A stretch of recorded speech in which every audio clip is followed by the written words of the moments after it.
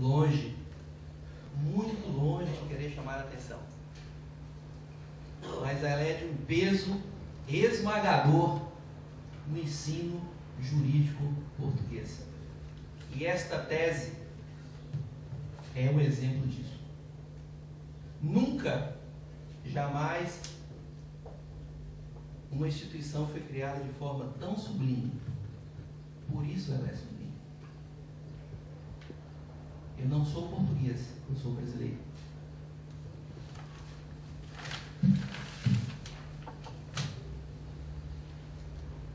Adentrando agora algumas considerações acerca da tese de João Batista.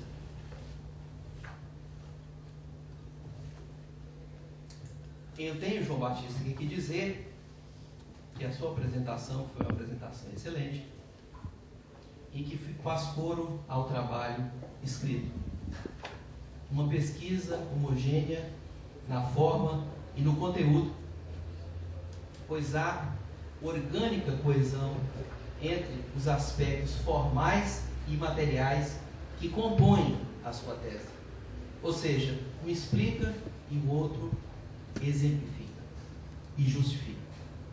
O trabalho está muito bem organizado, com uma conclusão subdividida em ilações genéricas, em ilações específicas e ainda com recomendações fruto de uma introspecção temática. E aqui eu não tenho nenhum constrangimento em dizer à seleta, à plateia, ao seleto auditório, que esta, em toda a minha vida acadêmica, é a segunda tese onde eu vejo, onde eu percebo, onde eu encontro recomendações. É a segunda, em toda a minha vida acadêmica. Uma outra colocação, João Batista, que eu tenho que fazer: o título da sua tese corresponde ao conteúdo. O senhor, na construção da sua pesquisa, utilizou-se de parágrafos curtos, de períodos curtos, o que facilita substancialmente a leitura do leitor, seja ele leigo ou não. Isso é um ponto que se destaca na sua tese. E ainda, desfruta de um português escorreito, equilibrado, digno da Universidade Autônoma de Lisboa. E mais, há conexão entre os capítulos 1, os capítulos 2, os capítulos 3, 4 e 5, que encerra. E além do que, é bom destacar que além da sua longa e exaustiva abordagem que o senhor fez sobre as leis substantivas penais portuguesas e brasileiras também, o senhor incluiu na sua tese fotografias, anexos e gráficos, o que efetivamente enriquece a sua pesquisa, e aí eu tenho que cumprimentar o seu orientador por essas considerações. Magnífico. Avançando aqui nas considerações, as referências e a sua bibliografia, elas estão mapeadas em autores homogêneos, o que demonstra que houve preocupação sua e do seu orientador com as obras utilizadas na confecção da pesquisa.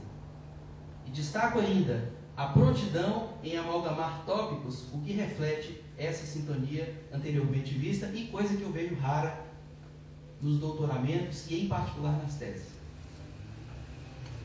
Essa junção, essa coerência entre orientando e orientador, isso é muito importante, sob pena de a tese não avançar. E o que você percebeu nessa tese foi essa sintonia que efetivamente fez o diferencial dessa tese. Os capítulos, como eu disse, além da conexão, estão muito bem compartimentados e observei na tese ainda ordem, disciplina e coesão e capacidade associativa. A sua tese é uma tese apaixonada, ela traz vantagens, pois revela que é uma pesquisa de fôlego. E também revela quem é o senhor, a sua personalidade, quem é o seu orientador e, mais ainda, quem é a Universidade Autônoma de Lisboa no contexto português, no contexto europeu e no contexto mundial. uma instituição que atravessa gerações, que cruza e que rompe as barreiras geográficas. O Brasil é um país de dimensão continental, todos sabem. E a Universidade Autônoma de Lisboa está lá marcando a sua presença, assim como outras universidades.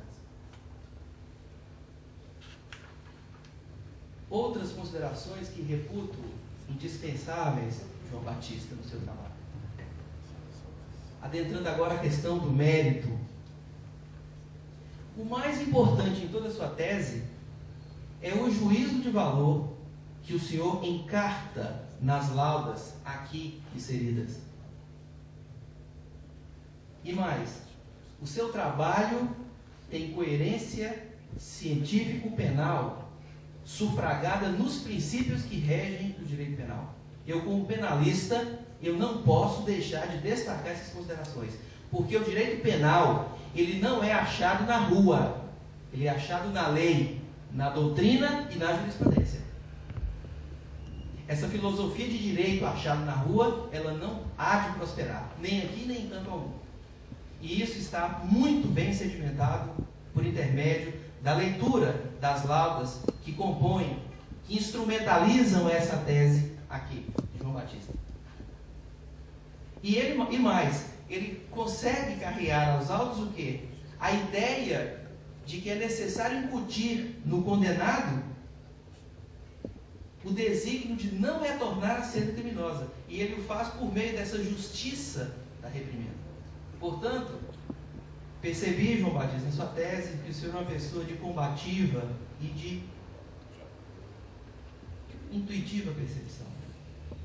Daí a leitura, daí o trabalho, a confecção. E mais que isso, eu percebi, compulsando a tese, um diálogo entre João Batista e o Marquês de Beccaria. Um diálogo entre João Batista e Manuel da Costa.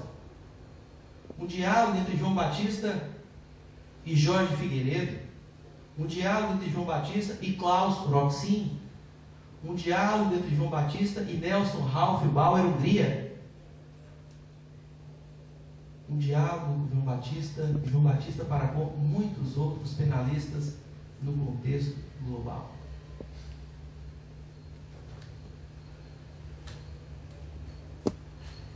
E mais, a tese, ora espancada, ela não se atém a questões de ordem técnica, ela avança na história real portuguesa. Quem leu a tese sabe disso. E digo mais, nesse particular, quem só sabe o direito, nem o direito sabe. Por isso que é importante ler de tudo. E ainda, a importância, João Batista, da sua tese em relação à Universidade Autônoma de Lisboa, e com reflexo efetivamente no Brasil, é que sempre as universidades, numa pesquisa verticalizada como é o doutorado, elas sempre encontrarão pela frente problemas penais a serem resolvidos. E essa pesquisa rende a instâncias a resolução de problemas, ou, se não, pelo menos, o amalgamar, o arrefecer dessa problemática. E aqui eu digo mais, se o Brasil se louvasse dessa prerrogativa espartana, dessa prerrogativa perfilhada pela Universidade Autônoma de Lisboa, certamente o Brasil resolveria grande parte das suas quisiras penais. E como eu disse, e tem motivos? Tem. Como eu disse, o Brasil é um país de dimensões continentais. Sabe? E se os problemas em Portugal são significativos, imaginem os senhores em um país como o Brasil, que ainda é, me desculpe a expressão, um país de terceiro mundo. O Brasil não é a Europa. A Europa está na frente do Brasil. Isso é fato. Ninguém questiona isso. E eu vou fazer um gancho aqui e vou destacar a Universidade Autônoma de Lisboa nesse mundo nosso contemporâneo. E aqui eu destaco Lisboa, naquela palavra chamada inteligência, uma expressão alemã, inteligência, no sentido da elaboração mental e intelectual, e que se preocupa com as macroestruturas, com reflexo em Portugal e em toda a União Europeia. E mais, eu colho desse momento para colocar a Universidade Autônoma de Lisboa dentro da URBS. Essa URBS, Lisboa. E faço uma inter-relação entre Lisboa e Portugal, não como país, mas como geografia onde hospeda o povo português, que pensa, que raciocina, que quer e que comanda. E ainda faço essa inter-relação, efetivamente, de Portugal com a União Europeia, e ainda conecto essa União Europeia junto a esse continente europeu e ainda com outros continentes. E aí eu faço também uma conexão entre os continentes e o mundo, o planeta Terra. E faço ainda uma outra junção entre o planeta Terra e os outros planetas, que ainda faço uma outra junção colocando esses planetas dentro de um sistema solar. E ainda faço uma outra colocação, amalgamando esse sistema solar dentro de uma galáxia ad infinito. É a complexidade crescente da matéria, no dizer de Teilhard de Chardin. Um bater de asas de borboleta aqui, na Universidade de Lisboa, Autônoma de Lisboa, altera o comportamento de um acadêmico de filosofia na Universidade de Montreal, no Canadá, ou na Universidade do Minsk, capital da Bielorrússia, aqui do lado. É assim para mim a Universidade Autônoma de Lisboa. Brasil e Portugal são países de uma só língua, de um só povo e de uma só consciência nacional. Daí que os debates aqui na UAL são sempre atraentes. São debates instrutivos, dado o valor que a Universidade Autônoma de Lisboa empresta à pesquisa. Daí ter que vir aqui sempre a esta casa buscar orientações, pois é rica em subsídios e rica em programas jurídicos. E mais, a Universidade Autônoma de Lisboa foi criada com uma sensação frenética de para o ontem, de para o já, de para o agora. E como eu disse, é uma instituição que cruza fronteiras e cruza gerações. Não com palavras, mas com gestos e com atitudes. E mais uma vez, eu posso dizer que esta tese doutoral é um exemplo disso. Se não fosse, eu não diria. Já estou terminando, magnífico reitor.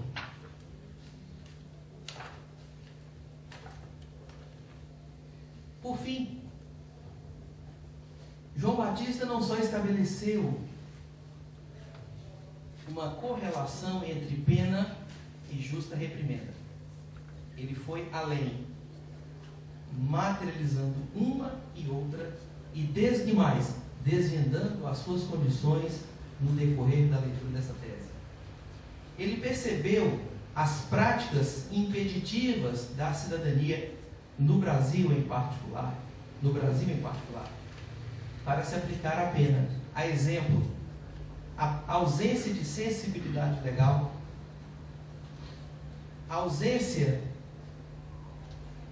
de outros critérios usados pelo magistrado, como ele é magistrado, na hora de se aplicar uma pena, o sincretismo penal, que nós temos visto a 3x4 e que corre a boca pequena em todo o globo? O tráfico de influência, as relações jurídico-penais deslocadas, o racismo penal do aplicador da lei.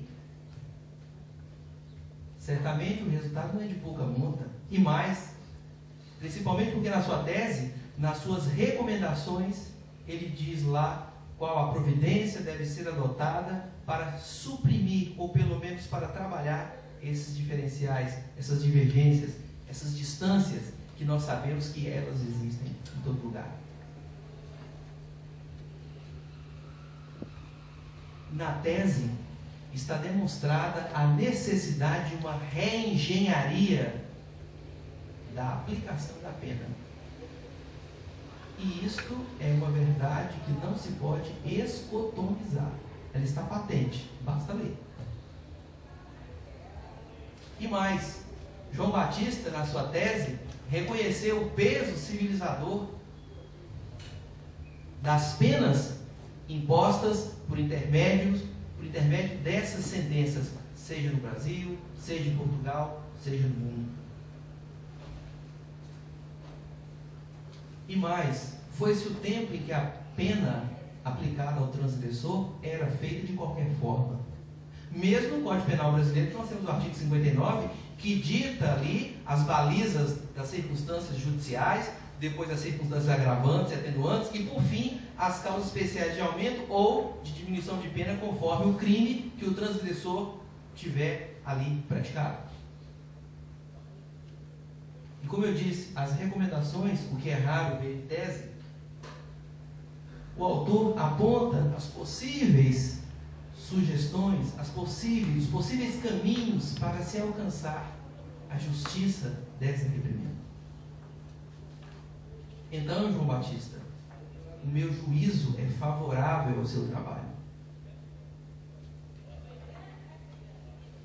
E por fim, encerrando as minhas poucas e despretensiosas palavras, eu agradeço aqui mais uma vez ao magnífico reitor da Universidade Autônoma de Lisboa pelo uso da palavra e pelo convite a mim formulado para participar deste tribunal.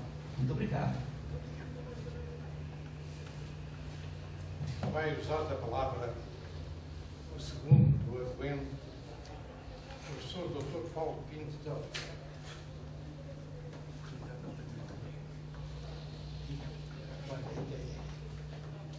Tem razão. Mas antes disso, o candidato tem direito a responder com igual tempo às objeções que o relator fez. Querido reitor, eu penso inteiramente necessário para que tenhamos tempo para podermos de logo passar o exame na nossa querida Universidade Católica de Lisboa. Nesse particular também faço parte da Universidade Católica só aqui do Brasil. Muito obrigado, ministro.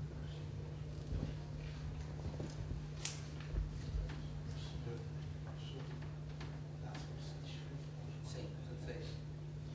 Bom, então, agora é que é desde o segundo argumento do professor Dr. Paulo Pinto de Albuquerque, da Universidade Católica Portuguesa. Dispõe, se quiser, por 30 minutos, se quiser.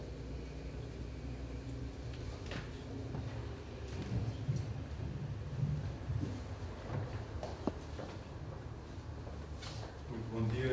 Eu cumprimento antes de mais o magnífico reitor da Universidade Autónoma, o Sr. Professor Dr. Justino Mendes Almeida. Cumprimento o meu colega de júri, o Sr. Professor Dr. Cléber Oliveira Veloso, co-arguente desta dissertação, e os meus restantes colegas de júri, em particular, abraço para o meu colega Jorge Vassar Gouveia, que destaco por afinidade e relação de amizade que a ele me liga há muitos anos. À senhora professora doutora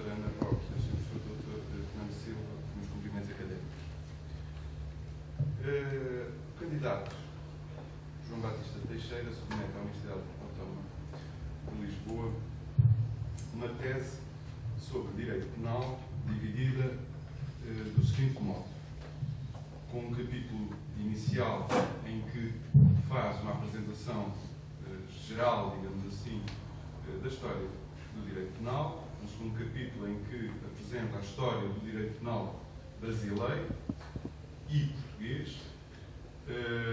Aqui une-se os contributos, sobretudo, do professor Magalhães Noronha, Rui Pinho e René Dotti.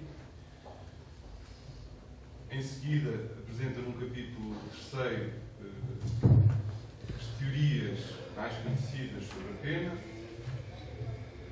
quer no contexto do direito penal português, quer no contexto do direito penal brasileiro. Fiquei triste por não fazer uma especial menção à data de 1 de julho de 1867, data que refere, mas que não destaca, pela razão de que essa data é a data em que Portugal, à frente de todo o mundo, decide abolir a pena de morte para todos os crimes civis. Há um texto magnífico de um grande poeta francês, escrito logo a seguir, 2, 3 dias depois de ele saber da novidade, em que diz: vocês portugueses estiveram sempre à frente ontem na descoberta de novas terras, hoje na descoberta de novos ideais. Precisamente pela circunstância de Portugal ser, nesse momento, o primeiro país do mundo a abolir a pena de morte para crimes civis, coisa que se manteve no nosso direito desde então. E, portanto, somos o país do mundo com mais longa história abolicionista. Queria bem fazer essa menção aqui nesta tese. Também não mudei na história, na introdução histórica ao direito português, a data, o ano fundamental, 1936, que é um ano muito importante para Portugal, porque nesse ano se produz uma reforma penal substancial, que depois vai marcar décadas do direito penal português até ao Código de 1982.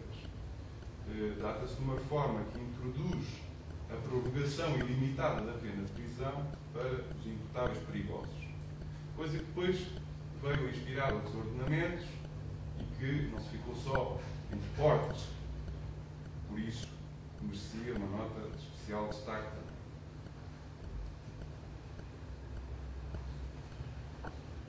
No capítulo 4, que se segue,